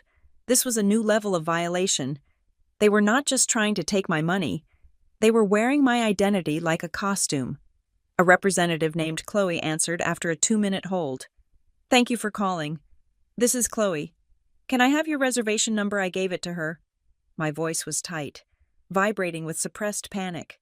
"Chloe, I need to understand something." I said, "I did not make this reservation. I am looking at a confirmation for a hotel in Florida, but I am in Seattle. How is this booked?" Chloe tapped away on her keyboard. "Well, Ms. Davis, it looks like it was booked through your online profile about 30 minutes ago. Since you have an account with us from previous trips, your information is saved. The user logged in and selected the upgrade. I closed my eyes. My password. They had guessed my password for the travel site. It was probably something stupid I had set 5 years ago. Something like the name of the street we lived on plus a year. And the payment, I asked. That card was reported lost and stolen on Thursday. How did it process? It looks like the system used the card on file to guarantee the booking. Chloe explained. Since it is a pay-at-property reservation, we only run a pre-authorization check.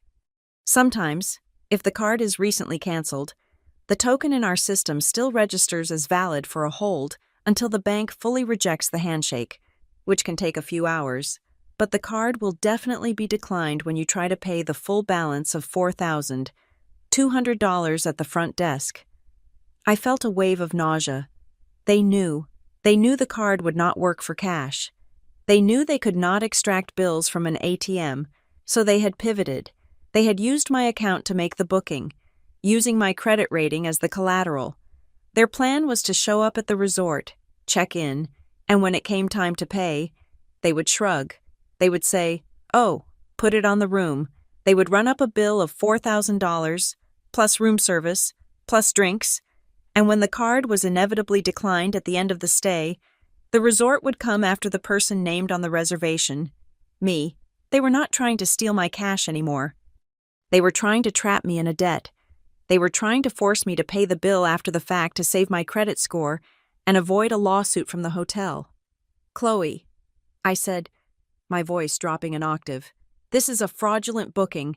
I need you to cancel it immediately." "Okay," Chloe said, sounding unsure. "I can cancel it, but because it is within 24 hours of check-in, there is a cancellation fee. The policy states we have to charge the first night's rate plus tax. That comes to $680. I laughed. It was a harsh, incredulous sound. "You want to charge me $600 for a reservation I did not make. It is the policy." "Ms. Davis," Chloe said. I looked at the clock. If I argued with her, the reservation would stand. If the reservation stood, my family would check in tomorrow. Once they were in the room, getting them out would be a civil matter. The bill would skyrocket. "Cancel it," I said. "But the fee," Chloe started. "Cancel it," I commanded. "Charge the fee to the card on file. When it declines, send the bill to my email. I will dispute it later. Just kill the reservation. Right now." I waited. I heard the clicks. "It is canceled," Chloe said. "I have sent the cancellation notice to your email." "Thank you," I said. "And Chloe, please wipe my payment methods from the system. Delete the profile." I hung up. I sat there for a moment, breathing hard. $680. That was the cost of the kill switch. They had just burned nearly $700 of my money, or at least, a debt that would now be assigned to me to fight just to try and force a vacation. But the money was not the scary part. The scary part was the access. They had logged into my travel account. They had navigated my profile. They had impersonated me.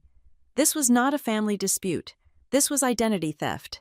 I opened a new tab on my browser. I went to the websites for the 3 major credit bureaus: Equifax, Experian, TransUnion. I did not hesitate. I initiated a total security freeze on all 3. I filled out the forms. I created PINs that were random strings of numbers I generated using a secure app. I watched the progress bars load. Credit report frozen. New inquiries blocked. No one could open a credit card in my name. No one could take out a loan. No one could buy a car. If they tried to use my social security number to open a tab at the resort, the system would flag it instantly. I was building a digital fortress around my existence. My phone on the desk lit up. It was a voicemail notification. The transcription preview said, "New voicemail from unknown caller." I knew who it was. They had found a payphone, or used a hotel lobby phone, or borrowed a stranger's cell. I pressed play. The sound of my mother's voice filled the kitchen. But it was not the sweet voice, and it was not the angry voice. It was a voice I had never heard before. It was breathless, jagged, and terrified. "Piper, you are humiliating us. We are at the airport. The app says the booking is canceled. We have already checked our bags. Do you have any idea what you are doing?" There was a pause. I could hear airport announcements in the background. I could hear my father shouting something unintelligible. Then her voice dropped. It became a low, guttural whisper. You think you can just cut us off? You think you are the only one with power? We raised you. We know everything about you. We have your social security number. We have your birth certificate. We know where you bank. We still have your information.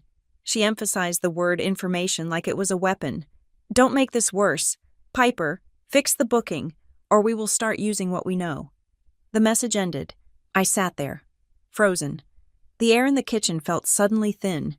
We still have your information. It was a threat. A direct, unequivocal threat. She was telling me that if I did not pay for their vacation, she would use my identity to destroy me. She would open accounts. She would ruin my credit. She would bleed me dry using the data she possessed simply because she had given birth to me. My hands started to shake, not from fear, but from a profound, sickening realization. I had been treating this like a boundary issue. I had been treating this like a toxic family dynamic that could be managed with blocked numbers and therapy. But this was a crime. I saved the voicemail. I exported the audio file. I sent it directly to Sarah Jenkins, my lawyer. I typed a message to Sarah. They just threatened to use my personal data to commit financial fraud if I do not comply. Listen to the audio. This is extortion. Then, I went to work. I did not cry. I did not panic. I went into survival mode. I logged into my primary email account, the one I had used since college, the one my family knew. I set up a forwarding rule to a brand new, encrypted email address I created right then and there.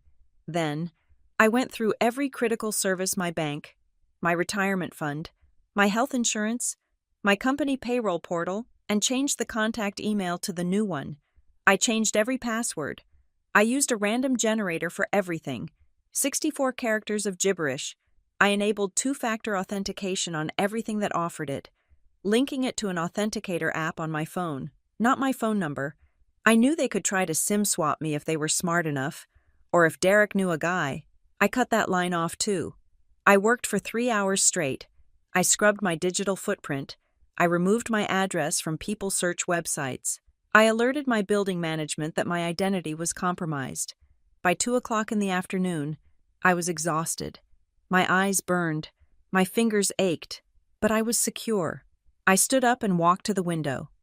The city below was moving on, oblivious to the fact that I had just fought a war from my kitchen counter. I thought about my mother standing in the airport. I thought about the cancellation fee. I thought about the threat. We have your information. She was right. They had my history. They had my past. They knew the name of my first pet and the street I grew up on. But they did not have my future. I realized then that the bridge was not just burned. I had nuked the canyon. There was no going back to Thanksgiving dinners. There was no going back to awkward Christmas mornings. You do not reconcile with people who threaten to steal your identity. You prosecute them. My phone buzzed one last time. It was a text from Sarah Jenkins. I heard the voicemail. This is actionable. I am drafting a criminal referral as a contingency. Do not engage. You are doing everything right. I put the phone down. I was alone in my apartment. The silence was absolute. But for the first time, the silence did not feel like an absence of noise. It felt like a shield. I walked to the fridge and opened a bottle of sparkling water. The sharp hiss of the carbonation escaping sounded like a celebration. I took a sip. It tasted like cold, clean resolve. You wanted a vacation, I thought, looking at the gray sky. Well, you just got a permanent one. From my life. For the first time in my adult life, I woke up without a deficit. I do not mean a financial deficit, though that was certainly true as well. I mean an energetic deficit. For 33 years, I had started every morning with a negative balance, my emotional reserves already overdrawn by the anticipation of my family's needs. I used to wake up wondering who was going to call, who needed money, whose crisis I would have to manage before I had even brushed my teeth. But now, the silence in my apartment was not empty. It was full. It was full of time. It was full of possibilities. The week following the airport threat was a revelation. When you stop pouring your energy into a black hole, You are amazed at how much you have left for yourself. At Copperline Creative Systems, the difference was immediate. I was no longer the project manager who was efficient but exhausted. I was sharp. I was dangerous. On Tuesday, I walked into a strategy meeting for a new client, a massive sustainable energy firm that had been giving us headaches for months. Usually, I would sit in the back, taking notes and putting out fires. This time, I stood up, I walked to the whiteboard, I dismantled their current branding strategy in 10 minutes and proposed a new architecture that was cleaner, smarter, and under budget. When I finished, the room was quiet. My boss, a woman named Elena, who rarely handed out compliments, looked at me over the rim of her glasses. "Piper," she said, "where have you been hiding that?" I smiled. It was not the Copperline face, it was just me. "I have been distracted." I said, "I am not distracted anymore." By Friday, Elena had put me in charge of the entire account. It came with a title bump and a salary increase of 12%. I signed the paperwork without calling my mother to tell her. I did not need her validation. I did not need her to ask me for a loan to celebrate. I just signed it, bought myself a bottle of good Pinot Noir, and went home. But I knew that work was not enough. If I just worked, I would become a robot. I needed to reclaim the parts of myself that had atrophied. So, I signed up for a cooking class. It was a pasta-making workshop in a converted loft in Capitol Hill. It was the kind of thing Paige would have mocked as pretentious, and Derek would have called a waste of money because you can buy pasta for $2. I walked in on Saturday evening, feeling strangely nervous. I was wearing an apron. My hands were covered in flour, and I was trying to knead a ball of dough that refused to cooperate. "Need a hand with that," I looked up. Standing at the station next to me was a man. He was about my age, maybe a little older. He had dark hair, laugh lines around his eyes, and a smear of flour on his cheek. He was not devastatingly handsome like a movie star. He was just normal. He looked kind. "I am Piper," I said, "and yes, I think my dough hates me." "I am Miles," he said. He reached over and showed me how to use the heel of my hand. "You have to be firm with it. It senses fear." We laughed. It was a small moment, insignificant in the grand scheme of the universe, but for me, it was seismic. We talked for the next 2 hours. We talked about the rain in Seattle. We talked about the best pizza places in the city. He did not ask me what I did for a living immediately. He did not ask me if I had connections.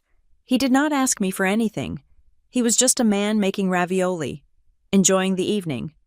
At the end of the class, while we were packing up our containers of misshapen pasta, Miles looked at me. "I am going to grab a coffee next door," he said. "Would you like to join me?" "No pressure." I hesitated. The old Piper would have said no. The old Piper would have checked her phone to see if Mom was having a meltdown. The old Piper would have felt guilty for enjoying herself while her family was miserable. I looked at my phone. It was silent. I would love that. I said. We sat in the coffee shop for an hour. Miles Carter was an architect. He designed libraries. He spoke about light and space with a quiet passion that was soothing. He was steady. He was the antithesis of the chaos I had been raised in. For the first time in years, I felt like a person, not a function. And then, the vibration happened. It was not a text. It was a security alert. I felt it buzz against my thigh. I ignored it for a minute, not wanting to break the spell of the conversation. But then it buzzed again, and again. "I am so sorry." I told Miles, "I have to check this." I pulled my phone out. The screen was bright with a notification from my digital wallet app, a secondary service I rarely used, mostly for storing airline miles and hotel points. New sign-in detected. Device iPad Air. 3rd Gen. Location Plano, Texas. My blood ran cold. The warmth of the coffee shop evaporated instantly. I stared at the device name. iPad Air. I remembered. 3 years ago, I had upgraded my tablet. I had given my old one to my mother so she could play word games and video call the grandkids. I had wiped it, or so I thought, but clearly, I had not wiped it well enough. Or perhaps I had logged in during a visit to show her photos and check the "Remember this device" box. They were not in my bank account. I had secured that with a fortress of new passwords, but they were inside my rewards ecosystem. They were looking at my accumulated points. 200,000 airline miles, 5 nights of hotel credits. They were scavenging. They had realized they could not get the cash, so now they were trying to liquidate my assets. They were trying to transfer the miles. They were trying to book something, anything, using the digital currency I had earned. I looked at Miles. He was watching me with concern. "Is everything okay?" he asked. "You look like you just saw a ghost." I did. I said, I stood up. "I have to handle this. I am really sorry." "Miles." He nodded, sensing the shift in my energy. "Go. Do what you need to do." I walked out to my car, sat in the driver's seat, and locked the doors. I did not drive away. I opened the app. I could see the activity in real time. They were currently on the transfer points screen. They were trying to move 100,000 miles to an account named Derek Davis. I felt a surge of adrenaline. It was not fear anymore. It was the thrill of the hunt. I did not just block the transaction. I went nuclear. I tapped the security tab. I selected sign out of all devices. I watched the spinning wheel. Done. But I knew that was not enough. If they knew the password, they would just log back in. They likely had the password written down in that little notebook my mother kept by the landline.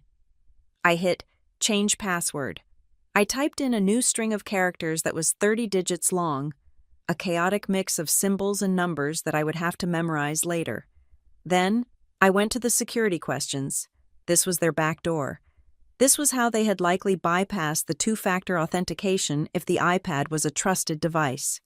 Current question: what is the name of your first pet? Answer: Buster. They knew that. Of course they knew that. Buster was the golden retriever we had when I was 7. I deleted it. I selected a new question. Question: where did you meet your spouse? I was not married. They knew that. They mocked me for it constantly. Answer: the surface of Mars. I selected another question. Question: what is your mother's middle name? Answer: purple dinosaur. I changed every single answer to a piece of nonsense that existed only in my brain. I decoupled the logic from the reality. To hack me now. They would not need to know my history. They would need to be telepathic. Finally, I went to the family sharing settings on my main Apple ID, something I had forgotten to check in the initial purge. There they were: Derek, Paige, Mom, Dad, all listed under family. They were sharing my cloud storage. They were sharing my app purchases. They were leeching off my digital subscription services. I clicked remove on Derek. I clicked remove on Paige. I clicked remove on Mom. I clicked remove on Dad. I watched their names disappear one by one. The moment the last name vanished, my phone lit up with a text message. It was from a new number, but the voice was unmistakable. Derek, you think you can just shut us out? We are watching the screen. You just kicked us off. That is theft. Piper, those points belong to the family. I stared at the word theft. The irony was so dense it could collapse a star. I took a screenshot. I added it to the documentation folder. Then Paige sent a text. It was a wall of text, a solid block of gray bubbles. Paige, you ruined my life. Do you know how embarrassed Mom is?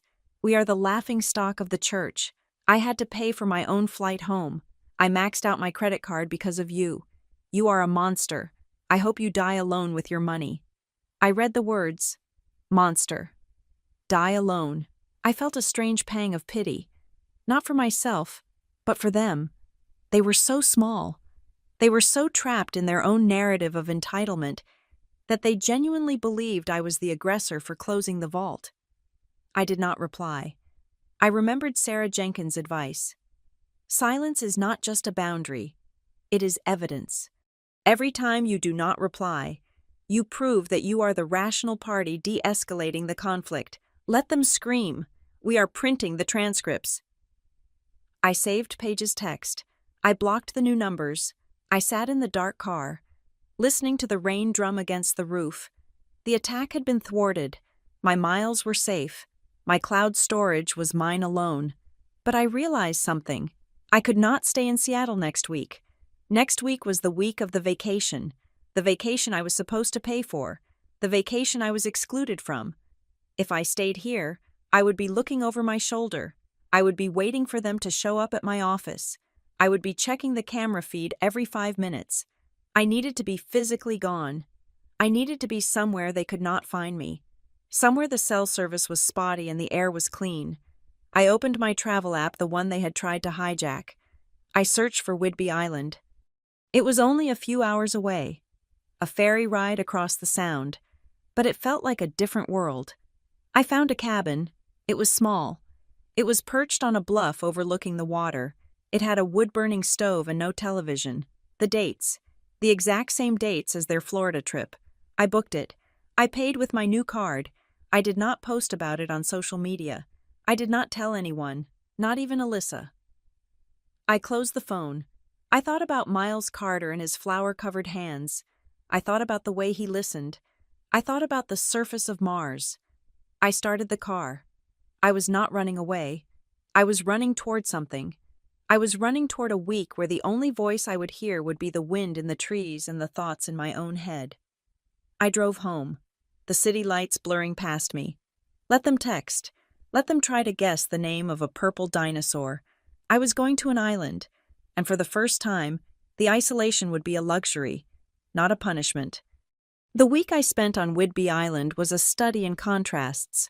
While I sat by a wood-burning stove, reading paperback novels and listening to the wind howl off the Puget Sound, I knew that 2,000 miles away in Plano, Texas, a very different kind of storm was raging. My family was not in Florida. The cancellation email I had triggered had ensured that they were grounded. They were likely out the cost of their non-refundable flights, and they were definitely out the deposit on the rental van. In the vacuum of that lost vacation, they turned on each other. I did not need a spy camera to know this. I knew the ecosystem of the Davis family. When the resource me was removed, the predators had nothing to eat but themselves. I returned to Seattle on a Tuesday, feeling mentally scrubbed clean. But the digital world was waiting for me. The first crack in their wall came in the form of an email from my father. It arrived in my old inbox, the one I checked only once a day now, like checking a trap for vermin. Subject: thinking of you. I opened it. Piper: I know things got heated. Dad should have stopped the joke at dinner before it went too far. I am sorry your feelings were hurt. We are all just under a lot of stress with the lost money from the trip. Your mother is really struggling. Please, just call us so we can work this out. We are a family. I read the email twice. I dissected it like a biological specimen. Dad should have stopped the joke. He was using the third person, distancing himself from his own inaction, and he was still calling it a joke. He was minimizing the cruelty of vacation without you into a mere slip of the tongue rather than a statement of intent. And then we are under a lot of stress with the lost money. There it was, the hook. He was not writing to apologize for the humiliation or the attempted theft. He was writing because the financial consequences were starting to bite. He wanted me to call so he could pivot the conversation to a loan. He wanted to smooth things over just enough to get the credit card number back. I did not reply. I realized that an apology offered only to alleviate the offender's discomfort is not an apology. It is a manipulation. If I answered, I would be validating his premise that this was a two-sided conflict. It was not. It was a crime and a victim. I moved the email to a folder named Attempts. 2 days later, the real blow landed. I was at my apartment, preparing for a video conference with the sustainable energy client, when my buzzer rang. It was the concierge. Mr. Henderson. Ms. Davis, he said, his voice professional but wary. There is a process server here for you. My heart skipped a beat. A process server. Send him up, I said. A man in a cheap windbreaker handed me a thick envelope, muttered, "Have a nice day," and left. I stood in my entryway and tore open the seal. Inside was a stack of paperwork. I scanned the cover sheet. Superior Court of Washington, Small Claims Division, Plaintiff Marianne Davis, Defendant Piper Davis. I blinked. The world seemed to tilt on its axis. My mother was suing me. I flipped to the statement of claim. Her handwriting was jagged, pressed hard into the paper. Claim the defendant, Piper Davis, entered into a verbal contract to fund a family vacation. Relying on this promise, the plaintiff incurred expenses for flights and deposits. The defendant then maliciously canceled the booking and blocked access to agreed-upon funds, causing financial damages of $4,500. The plaintiff seeks reimbursement for these losses plus emotional distress. I burst out laughing. It was a sharp, incredulous sound that bounced off the walls of my empty apartment. It was the laughter of someone witnessing the absolute limit of human delusion. She was suing me for the money she failed to steal. She was dragging me into a court of law to argue that because I had been a doormat for 10 years, I was legally obligated to remain a doormat forever. She was claiming that my credit limit was a verbal contract, but as the laughter faded, a cold realization set in. This was not just about the money. This was about the stage. My mother was an actress without an audience. She had lost the audience of Facebook when she deleted her post. She had lost the audience of the family when the vacation fell apart. Now, she wanted a judge to be her audience. She wanted to stand in a room and point a finger at me and tell a story where she was the victim of a cruel, rich, heartless daughter. She wanted to legally compel me to look at her. I walked to my desk and picked up my phone. I dialed Sarah Jenkins. "Sarah," I said, "you are not going to believe this." I read her the claim. On the other end of the line, Sarah was silent for a moment. Then she let out a low whistle. "This is a nuisance suit." "Piper," Sarah said, "it is frivolous. In small claims court, you cannot sue for emotional distress, and a verbal promise to give a gift is generally not an enforceable contract. She has no case, but she filed it." I said, "Yes," Sarah said, "because filing fee is cheap and she is desperate. She thinks you will settle. She thinks you will be so terrified of a public court record that you will write a check for $5,000 just to make it go away. It is a shakedown." I looked at the paperwork in my hand. I looked at my mother's signature at the bottom, the looped, decorative script she used for Christmas cards. "I am not settling." I said, "Good," Sarah said, "then we prepare." And Piper. "We do not just defend, we destroy the premise over the next 48 hours. I became a historian of my own abuse. Sarah guided me through the preparation. We needed to build a timeline that was unimpeachable. I printed the bank records. I highlighted the date and time of the Thanksgiving dinner. I printed the screenshot of the group chat. The crucial exchange. Me, "I cannot wait for our vacation." Mom. "Vacation is for family. Without you." That was Exhibit A. That was the proof that there was no contract. She had explicitly excluded me. You cannot have a contract with someone you have kicked out of the deal.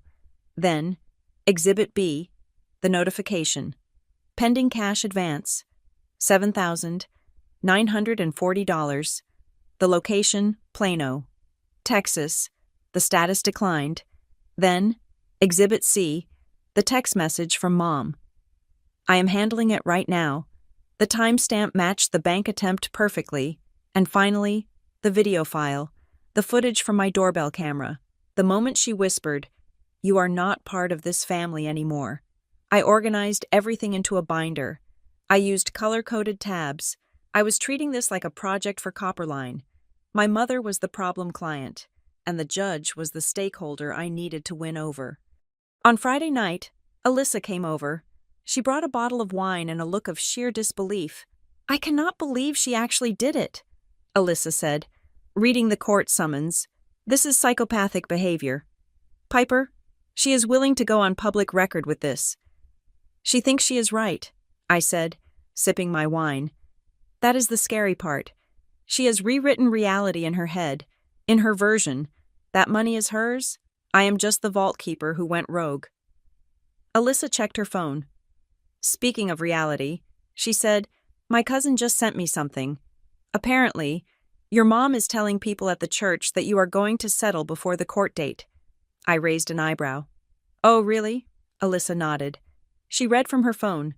"Marianne says Piper knows she's in the wrong. She says Piper's name was on the reservation, so legally she is on the hook.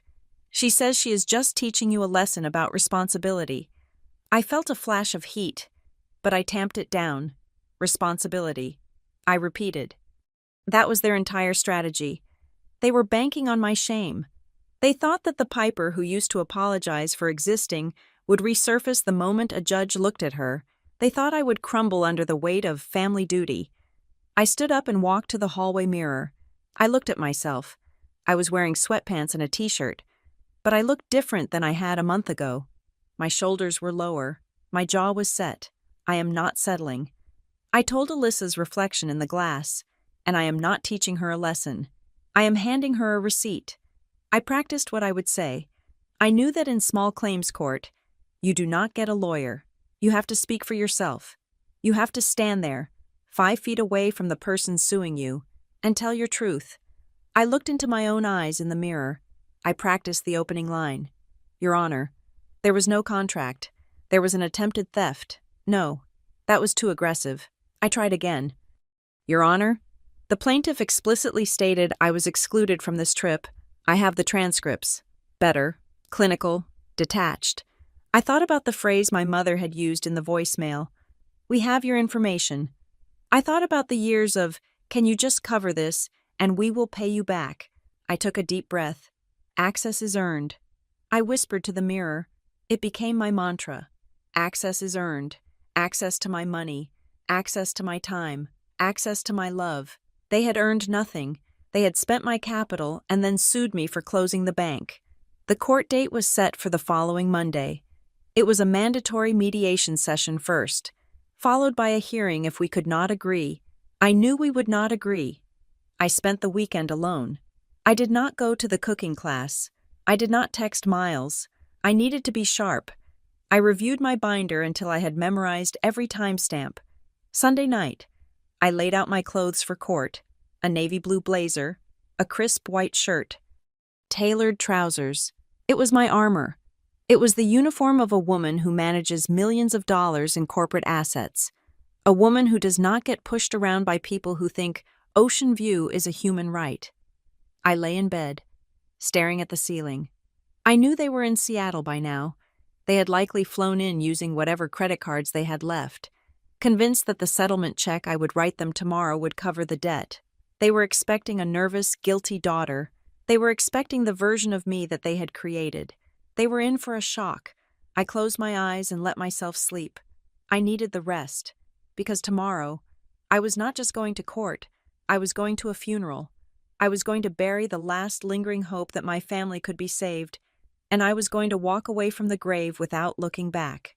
The waiting room of the King County District Court was a study in beige. The walls were beige. The floors were speckled beige linoleum, and the plastic chairs were a shade of beige that suggested they had given up on life sometime in the late 90s. I sat in the corner, my back to the wall, wearing my navy blazer and checking the battery on my iPad. I was calm. It was a terrifying, unnatural kind of calm, the way the eye of a hurricane is calm while it destroys everything around it. At 8:55 in the morning, the elevator doors opened, and the Davis family production arrived. My mother, Mary Ann, led the way. She was dressed for the role of the grieving, confused matriarch. She wore a soft, pastel cardigan that looked slightly too big for her, making her appear frail. She was clutching a tissue in her hand, even though her eyes were dry. My father, Gordon, walked a step behind her, looking at the floor, his shoulders hunched in his heavy coat. Derek and Paige trailed in the back. Derek looked hungover and irritable, wearing a suit jacket over a t-shirt. Paige was wearing large sunglasses indoors and typing furiously on her phone. They saw me. My mother stopped. She took a breath, preparing to launch into a greeting, perhaps a hug, perhaps a scene. But I did not stand up. I did not smile. I looked at her the way a bank teller looks at a customer who has just failed a security check. I nodded once, acknowledging their presence, and then returned my gaze to my iPad. She faltered. The script she had written in her head clearly started with me looking guilty. When I did not play along, she looked at my father, confused. He just shrugged. A clerk opened the door to the mediation room. Davis versus Davis. She called out, We filed in. The room was small, dominated by a long, oval table. At the head sat the mediator, a woman named Ms. Kincaid. She looked tired, but sharp, with glasses perched on the end of her nose and a file thick with paperwork in front of her. My mother took the seat directly across from me. She arranged her tissue on the table. She sighed loud enough for the microphone in the ceiling to pick up. Ms. Kincaid cleared her throat. "We are here regarding the claim filed by Marianne Davis against Piper Davis for breach of contract and financial damages related to a family vacation," she said. "Ms. Davis, since you are the plaintiff, you may begin." My mother straightened up. She looked at Ms. Kincaid with wide, watery eyes. "Thank you, Your Honor," she began. Even though Ms. Kincaid was a mediator, not a judge, I am just heartbroken to be here. We are a close family. We have always helped each other." She paused for effect. "We planned this trip to Florida for months. It was supposed to be a reunion. Piper, my daughter, she insisted on handling the finances. She promised us she would take care of it. We relied on that promise. We booked our flights. We packed our bags. And then, at the last minute, out of spite, she canceled everything. She locked us out of the funds we had set aside. She left us stranded. I am asking for $4,500 to cover the losses we incurred because of her cruelty." She sniffled. She dabbed at her eye with the dry tissue. "She is punishing the family," my mother added, her voice trembling. "She is using money to control us." Derek nodded vigorously. Paige let out a loud sigh of agreement. My father just stared at his hands. Ms. Kincaid made a note on her pad. She turned to me. "Ms. Davis, your response." I stood up. I did not tremble. I did not look at my mother. I looked directly at the mediator. There was no contract. I said, my voice was even, and there was no promise. "I was explicitly excluded from this vacation. The plaintiff is suing me because I refused to allow her to steal from me." "Objection," Derek shouted. "That is a lie." "Ms. Kincaid held up a hand. "Mr. Davis?" Silence. "Go on. Piper?" I opened my folder. "I would like to submit Exhibit A," I said, sliding a printed screenshot across the table. "This is a transcript of the family group chat from Thanksgiving Day. As you can see, at 6:32 in the evening, I expressed excitement for the trip. At 6:33, the plaintiff, Marianne Davis, replied, 'Vacation is for family. Without you.'" Ms. Kincaid picked up the paper. She read it. She looked over her glasses at my mother. My mother flushed. "It was just a joke." She muttered, "She knows our sense of humor." I continued. "Following this exclusion, I returned to Seattle. I did not agree to fund the trip. However, on the following Thursday, an attempt was made to access my credit line. I slid the second paper across. Exhibit B. This is a bank record from Onyx Rewards. It shows a card-present attempt to withdraw $7,940 as a cash advance. The location is the Plano branch, 5 minutes from the plaintiff's home, Ms. Kincaid looked at the number. $7,940, she repeated. "That is significantly more than the cost of a rental van deposit." I moved to the next document, Exhibit C, a screenshot of the group chat from the exact same time as the bank transaction. The plaintiff writes, "I am handling it right now," followed by a smiling emoji. My mother shifted in her seat. She was gripping her purse tightly. I did not stop. When I declined this unauthorized transaction, the family flew to Seattle to confront me at my home. I pulled out my iPad. I had authorized the connection to the room's display screen. Exhibit D. I said. I pressed play. The video from my doorbell camera filled the screen on the wall. The sound of banging echoed in the small room. My father's voice shouting, "Stop," acting like a child. And then, the camera angle shifted. My mother's face appeared, distorted by the lens but unmistakable. The room went dead silent as her whisper played through the speakers. "Fine, you are not part of this family anymore." I paused the video on her face. The sneer was frozen in high definition. I looked at the mediator. The plaintiff claims I am punishing the family by withholding funds for a vacation she stated I was not part of. But the evidence shows that she formally disowned me on my doorstep when she could not access my money. My mother was pale now. The act was crumbling. But I had one last thing, the nuclear option. Finally, I said, I would like to play a voicemail I received 3 days ago. This was after I canceled the fraudulent hotel booking made in my name without my consent. I pressed play again. My mother's voice, breathless and frantic, filled the room. We still have your information. Do not make this worse. The recording ended. I placed the transcript of the voicemail on the table next to the cease and desist letter my lawyer had sent. This is a threat of identity theft. I said, the plaintiff is not here because of a broken contract. She is here because she believes she owns my identity. Ms. Kincaid set her pen down. The sound was like a gavel striking. She turned to my mother. Her face was no longer neutral. It was stern. Mrs. Davis, she said, did you attempt to withdraw $8,000 from your daughter's account without her specific authorization on that day? My mother looked around the room. She looked at Derek, who was looking at the ceiling. She looked at Dad, who was still looking at his shoes. She had no audience left. I was just moving it for safekeeping. She stammered. I thought, with her being so emotional, I should secure the funds for the family so she did not spend it foolishly. Safekeepings, Kincaid repeated. You tried to cash advance a credit card for safekeeping, and then you threatened to use her personal information when the booking was canceled. It was not a threat, my mother cried, her voice rising to a shrill pitch. I am her mother. I have a right to make sure she does right by her family. She is selfish. She has plenty of money and she leaves us with nothing, Ms. Kincaid held up her hand. Stop. She looked at the paperwork for a long moment. Then she looked at me. Ms. Davis, your evidence is overwhelming. She turned back to my mother. Claim denied. She said firmly, there is absolutely no evidence of a contract. In fact, the evidence suggests a pattern of financial abuse and harassment. My mother gasped. Abuse, Ms. Kincaid leaned forward. Mrs. Davis, I am going to be very clear. This hearing is over. You are not getting a dime.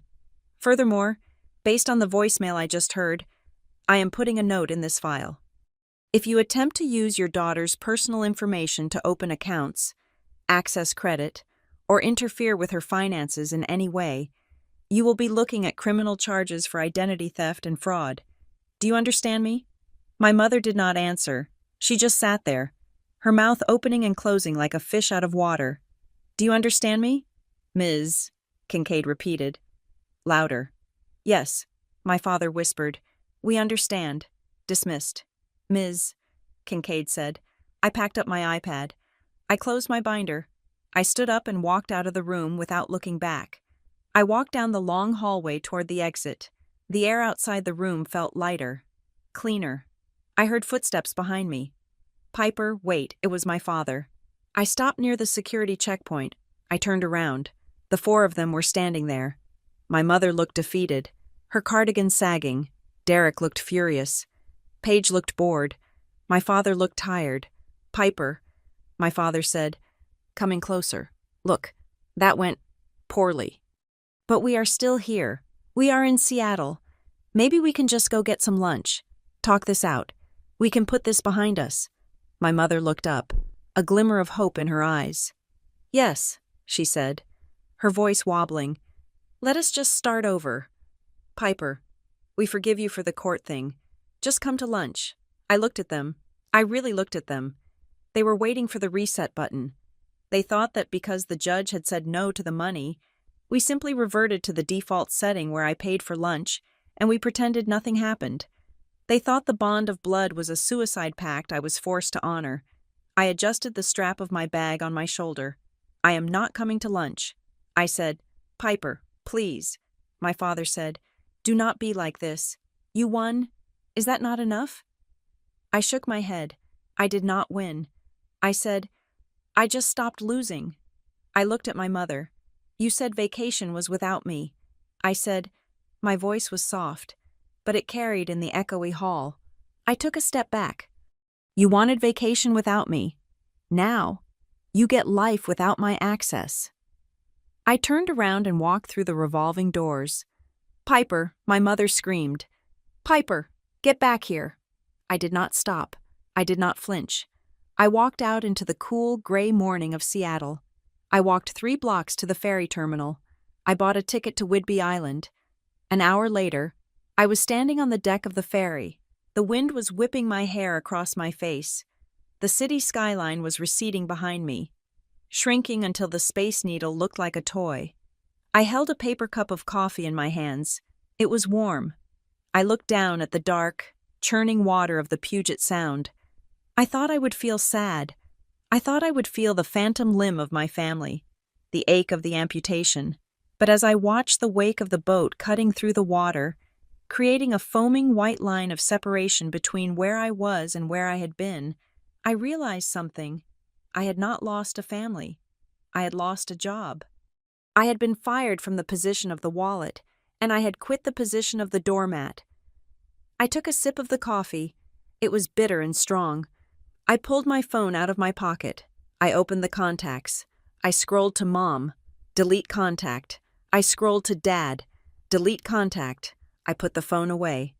The ferry horn blasted, a deep, resonant sound that vibrated in my chest. I took a deep breath of the salty air. I was alone on the deck. I was alone in the world.